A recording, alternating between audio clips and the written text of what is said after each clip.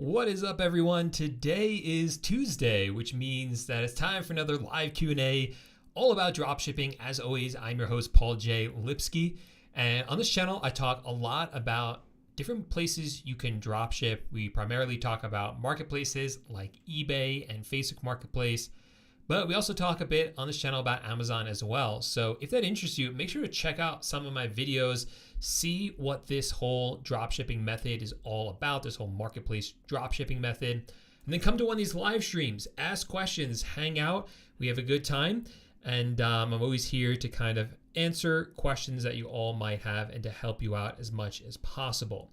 As always, in the description of my videos are links to plenty of free resources for you. So if you're brand new here, make sure to go into the description, check out my free guides. I have one on the best suppliers to use for dropshipping, another one for the best software, and others that are just general guides on how to get started with eBay and Facebook Marketplace dropshipping. So definitely check those out. They're completely free. You just need to enter in your name and email and you get them sent to you. So that's what I have for all of you. Let's jump into the chat, see who's here. We have Blades here saying, I am waiting for this video. Well, you don't have to wait any longer. We've gotten started. What's up, Robert? Good to see you back. He's one of our regulars. He's one of my students. Doing quite well. Pretty awesome. The results you've been getting, Robert. So congratulations. All right. Good first question from David here. You ask questions a lot, and I'm always messing up your name, so I apologize. But he says, "Hi, Paul. Does my eBay store have to be niche specific and only sell a specific product type, for example, baby products, in order to be successful, or should I list whatever and sell different kinds?" This is a very common question that I get, so I'm really glad that you asked it so I can address it for everyone. There's a big misconception about this. So let me tell you a little bit of a story. When I first started to look for ways to make money online, I was struggling a lot because I was trying to find something that actually worked. And one of the things that I had tried was dropshipping on Shopify. Now, if you're not really familiar with that, I'm sure many of you are, but it's where you're building your own website where you're selling products. Now, with that method, the primary recommendation is that you basically sell just one product or a small collection of products that are all very similar. In other words, that they're all within the same niche.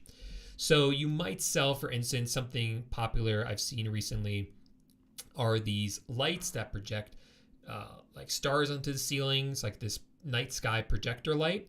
You might have gotten ads for that on Instagram, for instance. Another one keep getting ads for are like these inflatable cold plunge tubs. So like you inflate it, it's kind of like a portable bathtub, and you fill it up with cold water and ice, and then you go in there. It's just I don't know, a lot of fitness people are into it. I keep getting ads for that as well. And all these people are doing is they created a website where you can see that product, and then you buy it, and they're going to drop ship it. They're going to drop ship it from like Aliexpress. So when I land on one of those websites, all I see is that one product, that inflatable bathtub. I can click around, but there's usually nothing else for sale there besides maybe another size bathtub or an accessory to that inflatable bathtub, like maybe a lid for it, or maybe something that actually chills the water. Different products all related to the same thing.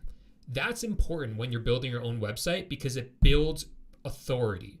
It makes you look like you are selling a specialty item. So if your website sells like anything and everything, I should say, then you don't have as much authority. People are just going to look at that and say what is this website? I've never even heard of it. But when you sell one specific product, it really seems more branded. So people are more likely to buy from you. And that also means that the URL is important as well. So you might buy a domain name that's like inflatablecoldplunge.com, for instance. So that's really important when you have your own website. That is not the case on a marketplace like eBay and Facebook Marketplace and Amazon. Because when people are shopping on there, they know that those websites have anything and everything on them. And they go there and all they do is they search in the search bar. So they're going to search in there for like, again, inflatable cold plunge or inflatable bathtub in there. They're going to look at the results. They're going to click on a few of them, look at the description, look at the price, look at the photos. And then based on that search results page, they're going to buy from there. What people don't do is they don't click into your store and start looking at all your products. So they're not going to say, oh, I found this perfect inflatable cold plunge that I want. But when I go into the person's store, they have all these other items for sale. They have beds, and they have coats, and they have posters, and they have lights. Obviously, this person doesn't know anything about cold plunges because they're selling such a huge variety of items. That's not what people do. Okay? They just search for what they want, and when they see what they want, they buy it. It doesn't matter what else you're selling. So that is why niches do not matter for marketplaces. And in fact, they will hurt you, because that is one of the advantages of using a marketplace, is that you can have such a huge variety of different items. Think about this. If you created a Shopify store, and this is one of the issues I have with Shopify. Let's say, again, it's like the cold plunge. Let's say it doesn't do well. Let's say the market's not there, people aren't buying, or maybe it's oversaturated and too many other people are selling these. You're not making money. You're not making sales. You've just built this entire website devoted just to cold plunges. You bought a domain for it. Maybe you ran ads for it, and nobody's buying it. So you got to start all over with a brand new product if that one fails. Contrast that with like eBay. If you list up cold plunges and no one buys them, so what?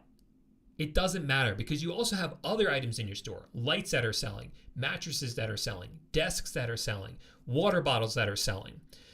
Those are the ones that are making sales. It doesn't matter that your cold plunge isn't. Just delete it from your store. It's a marketplace. Who cares? It doesn't matter. So don't niche down in a marketplace. You always want to have a large variety of different items for sale. That is the way to do it. I have a new account on eBay, so welcome, Mountain Vines. Glad to see you getting started. What is up, Tasty? I don't know what all that's about. Show me quick dropshipping products, please. So I'm not going to be doing that on this live stream. This live stream is really more to answer people's questions that you might have, but definitely check out some of my other videos, because I have videos showing how to find profitable products to sell. I have videos showing you products that you can be selling yourself. So check those out. I have a lot of those videos here on my channel.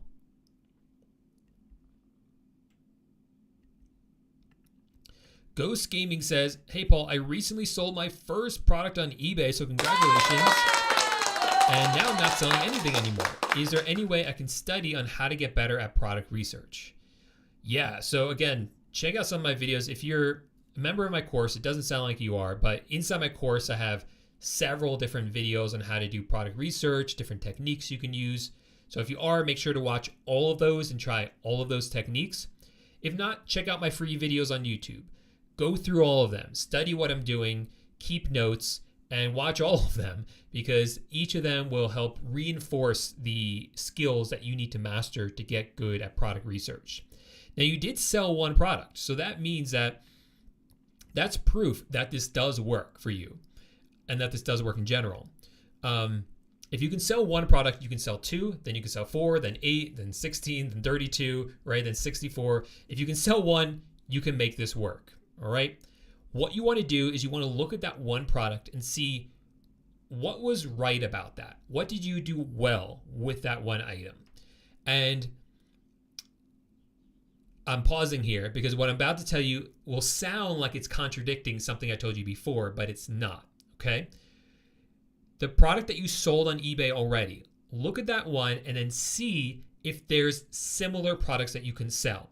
Now, this doesn't mean that you're niching down and only selling one niche. You're still going to list other items as well, but for now, you also want to take advantage of the information that you have. And the information you have is telling you that that product is selling for you. So let's find other ones. So what you can do, go to that product on your supplier's website, wherever you buy it from.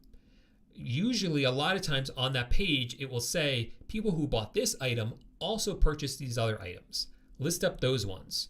Further down on the page, it might show similar items. So let's say, again, just to continue the example, let's say it was a cold plunge, then there might be other cold plunges down there that are similar. This is to help shoppers. Like if this is on Walmart, this is to help shoppers because they're looking at this one inflatable bathtub, and then they're like, I'm not sure if I want this one, but scrolling down, I see these other ones. Let me check out those ones as well. Like that's why they have those other suggestions down there. But for you, it's helping you. It's got really dark in here. For you, it's helping you because that's going to show you other ones that people are interested in. So then you can list up those ones as well, even if no one else is selling them on eBay. And in fact, that's good because now you're introducing items that customers may want that no one else is selling. So that would be a good recommendation for you as well. I wonder if the light's going to come back. I think the sun just went behind a cloud. Reality says, do you recommend using advertisements so I can receive views on my Facebook listings? So when you're listing products on Facebook Marketplace, there is an option right there in Facebook Marketplace to boost your listing. If you're going to do any sort of advertising for your Facebook Marketplace products, that is what I would use. Just use that boost feature. Now, I don't use that because I find that the organic traffic on Facebook is more than enough and it's good. So I don't feel like we need the boost function. But if you want to try something, you want to use it, that is what I would use. What I wouldn't use on Facebook are Facebook ads. Now, this can be a little bit confusing because many people think of Facebook ads as something that they do use for trying to sell their dropshipping products. And that's because, again, if you're selling products on Shopify, a recommendation that a lot of people have is to run Facebook ads so that people on Facebook see an ad for your product on Shopify, click through, go to your Shopify website, and then buy from you. That would work for Shopify, but it doesn't work for marketplaces like eBay, like Amazon, like Facebook Marketplace. And the reason for that is because we don't have enough wiggle room in there. So when you're selling on Shopify, you can set the price however much you want. So you can increase it in order to compensate for the price of the ads that you're running. But on marketplaces, it's hard to do that because if you price your items too high, people aren't going to buy from you on marketplaces because they're going to find other people who are selling it for cheaper. So you can't really do that. It's not worth it to pay money to run ads to items on marketplaces like eBay or Facebook Marketplace. And here comes the sun back out. Now it's too bright. All right. So what's up, Mike? Thanks for being here. I use eBay's promoted listings. Yes, that is something that you can try out. eBay's promoted listings. It's the same rationale that I just went over, right? You don't want to be running ads to your eBay account, but you can run a promoted listing campaign. George says, I sold an item on Facebook Marketplace. Should I relist the item or sell something similar? Both, George, both. If the item is sold once, it's probably going to sell again. So relist that same item, George, and do the exact thing I just told the other person. Who was that? David? Maybe? George. Sorry, Ghost, I mean. That I told Ghost to do. Go see if there's similar products that you can sell as well. So do both of those things. Hey, what's up, Odima? Good to see you again. Good to see you too, my man. Tyler says, let's say I sell 2 of the same item in a month, but after that, it doesn't sell again for more than 30 days. Should I keep it there longer? Generally, I would delete it. Generally, my rule of thumb is if an item hasn't sold in 30 days, I delete it. That's whether it hasn't sold ever or if it's sold and then stops selling. You can delete it after 30 days. That's a rule of thumb. As you know, rules of thumb, they're a way to simplify the rules, but they're more of a guideline. So if you really want to optimize this to the best of its capabilities, then what you want to do is if items stop selling, you want to go in there and see why and change them up. So maybe you can lower the price a little bit so that you start getting the sales again. Maybe you can change up the title a bit to start the sales back up again. Those are things you might want to spend the time trying to do if you have the time to do it.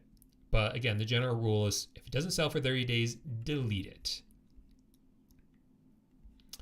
What do you do about shipping tracking for Amazon items? We use TrackTaco for that. So inside the description of my video is a link to a free guide. It's a free software guide. It goes over all the software and tools I recommend for drop shipping. Check that out because inside of that, I talk about a solution for this, TrackTaco, and how you can use it. So definitely check that out. It probably means that your items stopped selling. Maybe they were seasonal items. So it's not a bad idea to try to just remove everything and restart again with fresh products that you do product research with.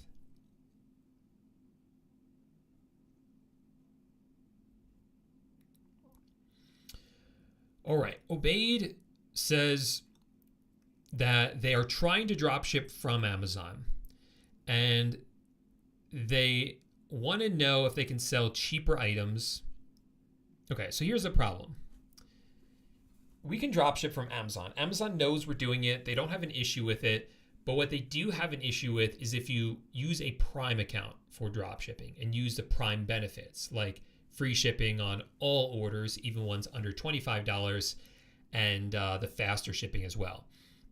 Now, the faster shipping doesn't matter because even with a non-Prime account, Amazon still ships their items really fast. So you don't have to worry about the shipping speed. The only real benefit of a Prime account for drop shipping is being able to sell items that are under $25 without having to pay shipping to Amazon. Now, a few things I want to know about that. One, my general recommendation is drop ship from Amazon, but don't use an Amazon Prime account and stick to items that are over $25. Simple, no hassle, no headache. That's the way to go about it. And the items that are over $25 are going to have more profit per item, so you don't have to worry about it. For any items that are under $25, you can do it, but you have to include the Amazon shipping cost into the price of the item on eBay. And that is something you can do in the settings of Autods. Now, with that said, people still want to know, is there a way I can use Prime so that I can sell items that are under $25 and save the cost of shipping? And as far as I know, and I've tried this, there's no reliable way to use an Amazon Prime account for drop shipping. You can set up multiple Amazon Prime accounts, but chances are they'll begin to get shut down. Amazon does shut down the Prime accounts for doing drop shipping, and eventually they're all just going to get shut down. It costs money to have Prime accounts. So if you sign up for a Prime account and then 3 days later it gets shut down, well, you've only had it for 3 days. You haven't even had it for a whole month. So it's a huge hassle. Can you use Trackerbot with Facebook? I don't think so. I don't use Trackerbot though. Can you use TrackTaco with Facebook? Yeah. That's in the guide that I mentioned. Can you use Autods tracking with Facebook? No, because you can only do that with auto ordering. With Autods, who is the cheapest? I'm not sure what you mean by that. But yeah, so Autods works with both Facebook and eBay, but they work differently. With Facebook, they don't have auto ordering, and auto ordering needs to exist in order for you to use Autods's tracking.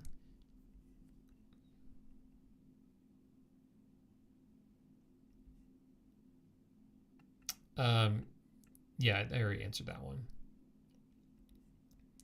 How many hours do you dedicate each week to your business? That's hard to say. I have a lot of virtual assistants who do work for me. I have software that does work for me. So they pretty much do everything. I just check in with them, spend a few hours here and there during the week, making sure everything's going well. But in terms of the drop shipping stuff, that's pretty much how I have it set up. So not very much at this point.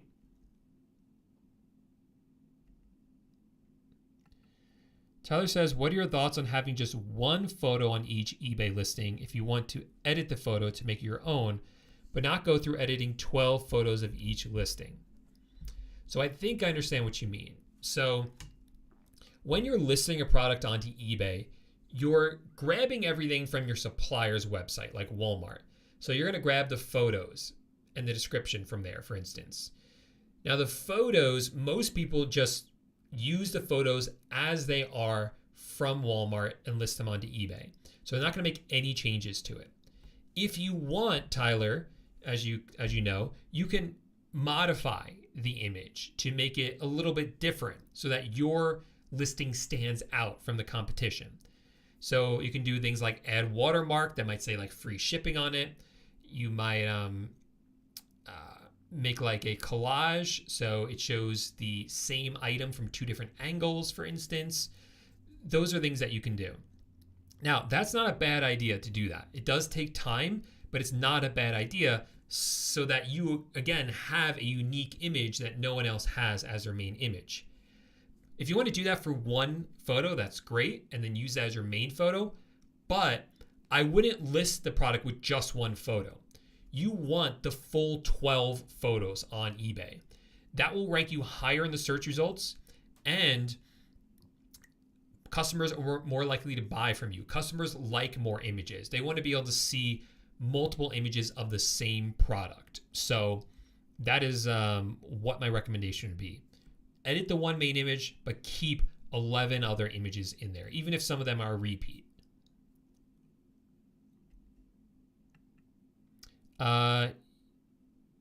Yeah, well, it depends, but generally speaking, at this point, you want to just be getting the sales going for your eBay store.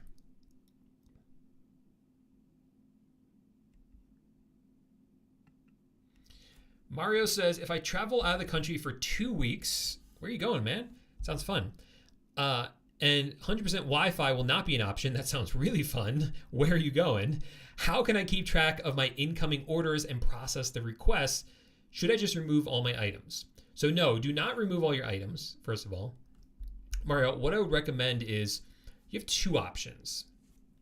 And it depends on if you want to work at all while you're away or just work when you can.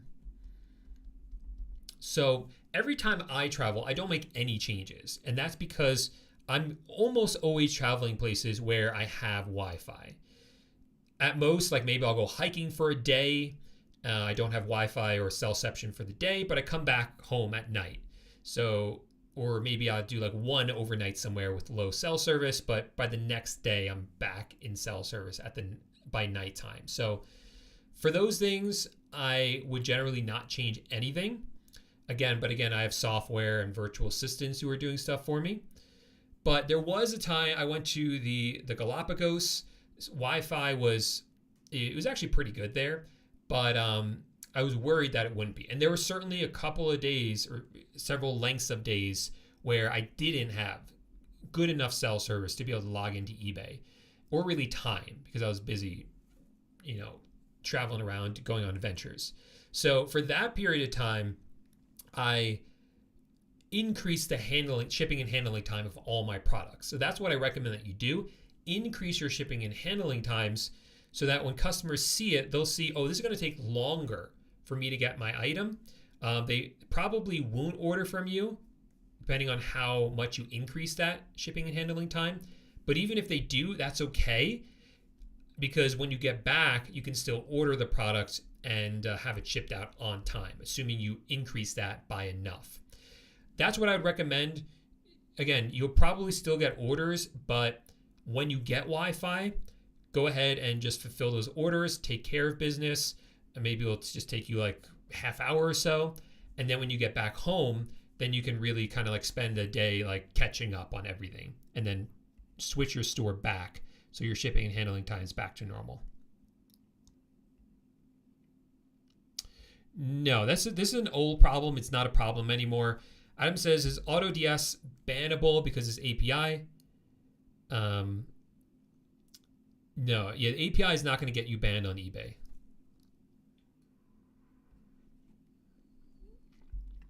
Yeah, I know, but I don't I don't do ads like that because I just don't think it's worth it. The other problem with pay-per-click ads on eBay is that it's pay-per-click. That means if someone clicks on it, you pay whether they buy from you or not. Promoted listings is a lot better because with promoted listings, you don't pay unless someone buys from you. It makes a lot more sense for us sellers. It's the way you want to go. If you're going to run ads, do promoted listings. Don't do any sort of PPC or pay-per-click ads. How do I get started? Check out my videos. I got tons of videos on how to get started. So, set up an eBay account, find products, find a good supplier, set up the software, do all that. No, they don't flag you for API. Word. Nice. As of right now, I have 100% positive feedback. Congratulations. You're off to a good start. Do you still have an RV? No, I do not. I used to have an RV. It was a camper van, but we weren't using it enough. We've become somewhat of homebodies. This creating an online business has given us like such freedom. I traveled basically nonstop full time for 2.5, 3 years. Had a blast doing it, but now I'm just like a homebody. I spend most of my time in this room, working on business ideas, different stuff from here. And then like once a week, I'm like, I got to get out of the house. I go biking on a Wednesday. I love going out on Wednesdays. No one's around. Everyone's working. No one has off on Wednesdays. So I get the trails to myself, the bike paths to myself. It is wonderful, wonderful. And the trails can get pretty crowded on the weekend, but, yeah, so I don't have that anymore. Is my audio a little off today? What do you guys think? Everything looks fine on my end, but I'm not the best when it comes to this tech stuff. So you let me know. Everyone else, is my audio a little off today? Oh, you mean like my mouth is moving? That's possible because the way I have my camera inputting into my computer, there's basically, I don't want to get too complicated here. There's two methods I use to do it. One of them the better one broke right before I started. So I just switched to my backup, which is like this crappy, like $10 thing from Aliexpress, but it gets the job done, but my mouth moving might be off, if that's what you mean.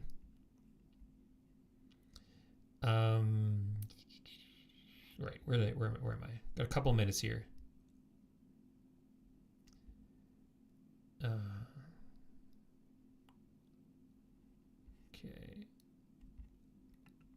Would you recommend automatically ordering on Autods or get a virtual assistant to fulfill orders? That's up to you, and also up to whether you have tax exemption. If you have tax exemption on Amazon, on Walmart, you're going to want to use that. It's going to save you money. And the best way I found to use that is by having virtual assistants or yourself actually order the items.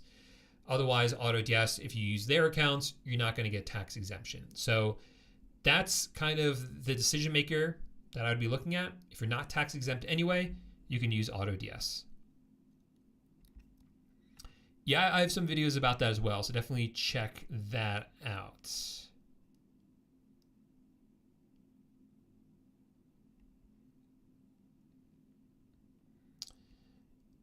Minors can't really do it because you can't really have an eBay account unless you're 18.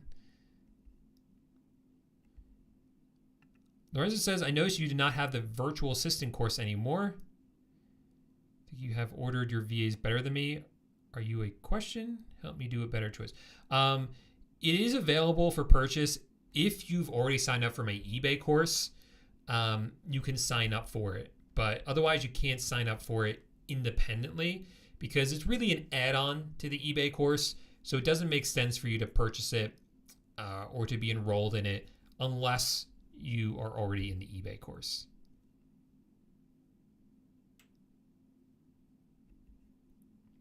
Lorenzo says, I never see you on the Oculus Quest. What do you use the Oculus Quest just for art? About to buy Oculus 3. I'll be looking for you. Yeah, I don't know how that works. So I do play it probably a few times a week for just a half hour or so. It's fun. But I don't know how it works, if it alerts you if your friends are on or not. Or maybe I have that blocked. I'm not sure. There is a game I play called Population 1. It's a lot of fun if you're going to get it. That's the game I would get, Population 1. It does come off the wall for me to play. I don't think I'm going to get 3. I used to play it a lot more, but I don't play it as much anymore. But that's a game to get. It's a lot of fun. Is Aliexpress on Seek Analytics useful? Yes, if I'm understanding your question correctly. All right, so that is the half hour. So that's the full live stream for today. If you guys enjoyed the video, make sure to give it a thumbs up. Hey, Paul, the actual sound of the audio sounded not the best. I'll listen to it back on the replay. Thanks for letting me know. I don't know what's going on. I'm not the best with the tech stuff, but I'll take a look at it. Anyway, that is it for today. If you enjoyed it, make sure to give the video a thumbs up. Make sure to subscribe to the channel. And if I didn't get a chance to answer your question, make sure to come early to the next live Q&A. Ask your question right away so I see it first thing and answer your question right then. Thanks so much, everyone, for hanging out, and I'll see you next week for the next live Q&A. Bye for now.